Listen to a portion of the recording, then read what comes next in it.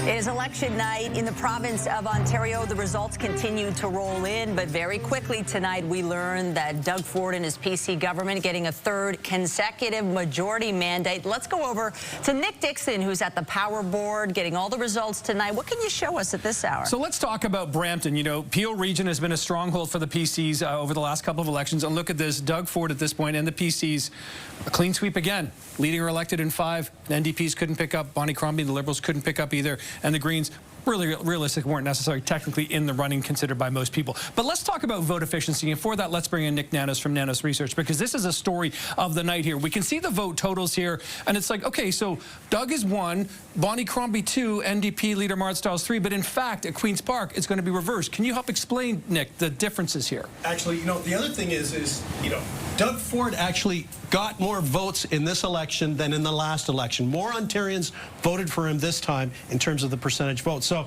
you know, he wasn't able to convert that extra advantage into more seats. But check out the NDP. They're actually down about 6 percentage points compared to the last election, and they were able to still do really well. This actually, I think we have to give a tip of the hat to the NDP campaign. Yeah. They were just much more targeted. They were on point, and they were able to kind of, why don't we just say, they had lemons, and they made lemonade. They made lemonade. They made lemonade. This graph, I love this one for Greater Toronto, Nick. Yeah, absolutely. And, you know, when you look at the Greater Toronto area, you know, basically, you know, almost like a coin toss, very close race between the PCs and the Liberals and the NDP. But, you know, what a difference in seats. Yeah, absolutely. We're, you know, in terms of the conversion. Yeah, absolutely. Okay, we're going to move on to one more set of votes here, and we move to Hamilton Niagara. This is another interesting one here. NDP, 5 seats on 32% of the vote, more than half, and the PCs 38 and 4. That kind of tells the tale too. Yeah, absolutely. You know, the thing is, you know, what's interesting is that the Ford Conservatives still had the advantage throughout this whole thing.